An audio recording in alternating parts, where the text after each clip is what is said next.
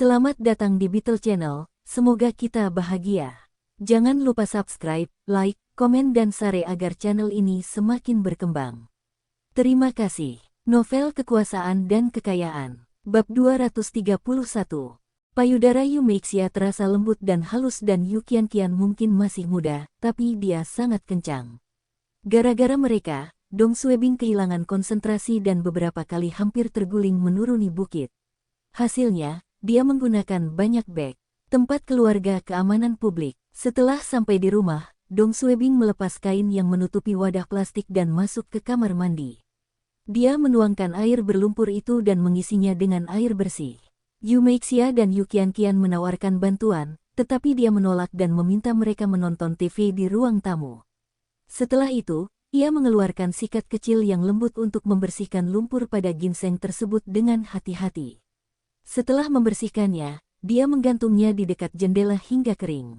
Dong Suebing menghitung rampasannya dan sangat gembira. Semua harta karun yang dipetik Dong Suebing di masa lalu tidak dapat dibandingkan dengan ginseng liar ini. Secara total, dia telah memetik ginseng berumur 100 tahun, 90 tahun, dan lebih dari selusin ginseng liar yang berumur antara 10 hingga 80 tahun. Ginseng liar sudah langka saat ini dan ada pembatasan dalam memanennya. Banyak dari ginseng liar ini tidak dapat dibeli meskipun Anda punya uang. Ginseng ini bernilai setidaknya 3 juta RMB, 3 juta RMB. Ini adalah penemuan yang hebat. Beberapa hari kemudian, di bawah perawatan lembut Dong Suebing, Yumeixia, dan Yu Qianqian, 20 ginseng liar itu hampir kering. Hari ini adalah hari Jumat, dan Dong Suebing memeriksa ginseng di dekat jendela. Kelihatannya bagus. Hanya tersisa sedikit kelembapan dan tidak mudah busuk. Sekarang, Dong Suebing harus memikirkan cara untuk menjual ginseng tersebut dan akan sia-sia jika menjual semuanya. Dia mungkin membutuhkannya untuk dirinya sendiri atau hadiah di masa depan. Ini adalah barang bagus dan dia memutuskan untuk menjual hanya ginseng berumur 100 tahun dan ginseng berumur 90 tahun karena sisanya tidak begitu berharga.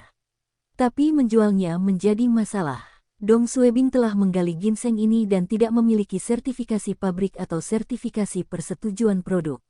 Tempat dia menemukan ginseng juga aneh dan tidak ada yang mau membayar 1 juta RMB untuk salah satunya. Ginseng liar yang dijual oleh perusahaan ditempatkan dalam kemasan yang indah dan memiliki sertifikasi dari pihak yang berwenang. Jadi, Dong Suebing memeriksa internet dan menemukan perusahaan yang menjual jamu di Beijing. Dia menelepon mereka dan berbicara dengan manajer. Halo, saya punya ginseng liar dan saya ingin pabrik Anda mengemasnya dan mengeluarkan sertifikasi. Berapa biayanya? Penanggung jawab tidak terkejut dengan permintaan Dong Suebing. Dulu ginseng liar dijual dalam kemasan kotak, dan masyarakat tidak peduli dengan kemasannya. Namun saat ini masyarakat lebih memilih membeli ginseng dalam kemasan cantik karena diberikan sebagai oleh-oleh. Permintaan seperti itu sudah diketahui oleh perusahaan. Kita perlu melihat produknya terlebih dahulu sebelum bisa menawarkan harga. Jika Anda berpikir untuk menggunakan merek dan nomor seri perusahaan kami perlu melakukan pemeriksaan lebih lanjut. Kita harus bertanggung jawab kepada konsumen. Dong Suebing dapat memahami mengapa perusahaan ini memiliki peraturan seperti itu. Tidak ada seorang pun yang mau bertanggung jawab atas beberapa barang palsu. Oke. Saya akan membawa ginseng saya. Mari kita tentukan waktunya. Saya akan memberikan nomor saya, dan Anda dapat menghubungi saya ketika Anda sudah sampai. Oh, kira-kira berapa harga yang kamu kenakan untuk satu kemasan satu ginseng liar? Harus tergantung tahun dan kualitas ginsengnya. Mari kita bicarakan hal itu saat kita bertemu. Kesepakatan seperti itu melanggar peraturan, dan penanggung jawab tidak dapat membicarakan harga melalui telepon. Ku Yunxuan menelepon Dong Suebing tadi malam untuk memberitahunya tentang lelang pertama perusahaan mereka yang akan segera dimulai. Dong Suebing harus melakukan perjalanan kembali ke Beijing untuk hadir. Ya, setelah ginseng liar itu dikemas dan mendapat sertifikasi, dia bisa menjualnya di pelelangan. Ini akan meningkatkan reputasi perusahaannya dan dia bisa menghemat komisi. Dong Suebing mengangguk dan pergi ke Liang Chengpeng untuk mengajukan cuti. Tapi Liang Chengpeng pergi ke rumah sakit untuk mengunjungi ibunya dan tidak ada. Jadi, Dong Suebing cukup beritahu Hu Xilian bahwa dia harus pergi ke Beijing dan baru akan kembali pada hari Senin. Dia juga akan mengemudikan Buick Biro itu. Setelah kembali ke rumah, dia mengisi mobilnya dengan ginseng dan menyuruh Yu Meixia untuk tinggal di rumah. Dia juga menelepon ibunya, Liu Dahai, untuk memberi tahu mereka. Setelah memberitahu semua orang, Dong Suebing berkendara menuju Beijing, 1 jam 5 jam 10 jam saat itu pukul 19:05 ketika Dong Suebing sampai di Beijing. Dong Suebing melihat ginseng liar di kotak hadiah mahal di kursi penumpang belakang. Dong Suebing telah memberikan banyak pengaruh pada ginseng ini. Dia tiba di pabrik pada pagi hari dan setelah serangkaian pemeriksaan, ternyata itu adalah ginseng liar. Penanggung jawab terkejut ketika dia melihat Dong Suebing mengeluarkan begitu banyak ginseng liar dan dia meminta biaya pengemasan sebesar 300.000 RMB. Namun setelah beberapa tawar-menawar, Dong Suebing menggunakan ginseng liar berusia 30 tahun sebagai pembayaran. Meskipun ia merasa ini terlalu mahal, ia tahu tanpa kemasan dan sertifikasi, ginsengnya tidak akan memiliki harga yang tinggi. Di kawasan kota, Dong Suebing berkeliling tanpa tujuan. Dia masih belum memutuskan kemana harus pergi. Ketika dia berkendara ke jalan lingkar ketiga, Dong Suebing memutuskan untuk mengunjungi perusahaannya. Sebagai bos perusahaan, dia belum pernah mengunjungi perusahaannya. Jika Bibi Xuan ada di sana, dia juga bisa menghabiskan waktu bersamanya. Jalan lingkar ketiga selatan, Silihe Sungai 10 mil. Ada banyak pasar barang antik di sekitar, dan Bibi Xuan memilih lokasi ini untuk perusahaan lelang mereka. Dong Suebing memarkir mobilnya di sepanjang jalan dan melihat papan nama yang besar dan terang. Rumah lelang Yunde. Nama ini dipilih oleh Dong Suebing. Ku Yun Xuan menginginkan nama mereka untuk perusahaan ini dan menyebutnya rumah lelang Bing Yun, tetapi Dong Suebing tidak menyukainya. Dia lebih memilih nama yang lebih tradisional dan menggunakan kata dari nama Ku Yun Xuan dan menambahkan "de" di belakangnya. Rumah lelang memiliki 2 lantai dan pintu depannya terbuka. Sebuah lampu gantung besar di tengah menerangi bagian dalam dan masih terbuka. Dong Suebing berpikir sejenak dan kembali ke mobilnya untuk membawa 2 ginseng liar. Dia memasuki rumah lelang dan melihat sekeliling dengan rasa ingin tahu. Dibandingkan dengan rumah lelang Han Hai, renovasi rumah lelang Yunde tidak seindah itu. Tempat ini dulunya adalah pegadaian, dan Bibi Xuan tidak banyak mengubah interiornya karena dia ingin menghemat uang untuk renovasi. Seorang staf wanita mendekati Dong Suebing. "Pak, bagaimana saya bisa?" Dong Suebing tersenyum dan melambaikan kotak di tangannya. "Saya ingin melelang sesuatu. Ginseng liar. Ginseng liar. Mohon tunggu sebentar." Staf berjalan menuju seorang pria parubaya yang sedang minum teh di tempat istirahat. "Guru Feng, bisakah kamu membantu mengevaluasi sesuatu? Ginseng liar." Guru Feng mengangguk dan meletakkan cangkir tehnya. Dia menoleh ke Dong Suebing. "Berapa umur ginsengmu?" Dong Suebing tersenyum dan tidak menjawab. Guru Feng berhenti sejenak dan berkata, "Ayo naik ke lantai atas." Tangga dan koridornya menyempit, dan ketiganya hampir tidak bisa berjalan berdampingan.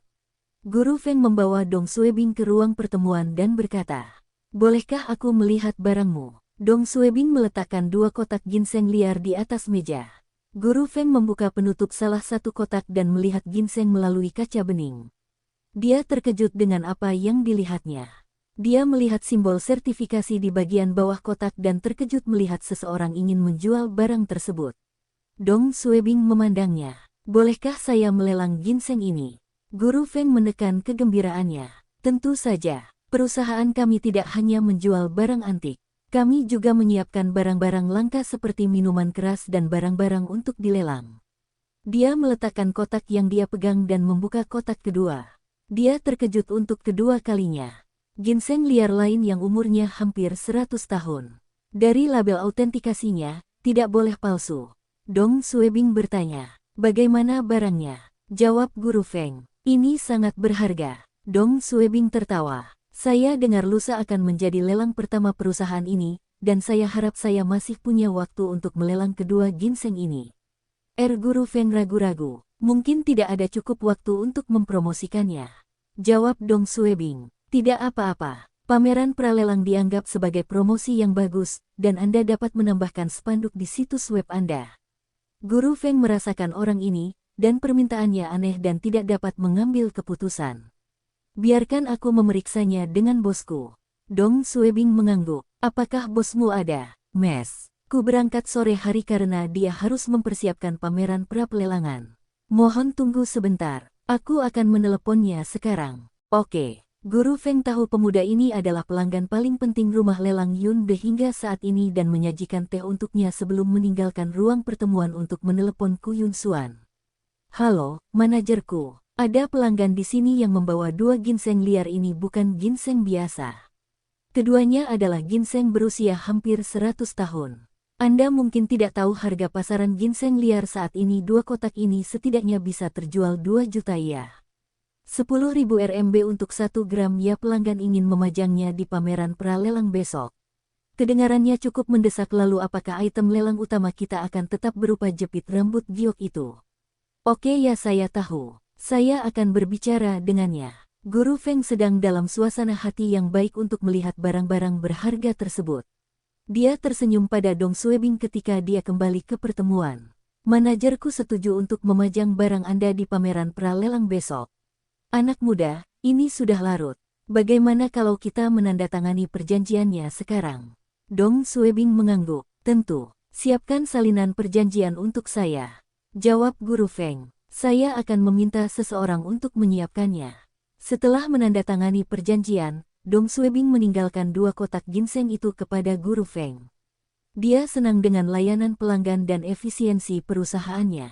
Namun dia tidak memberitahu Ku Yun Xuan tentang hal ini dan tidak memberitahu dia bahwa dia telah kembali ke Beijing.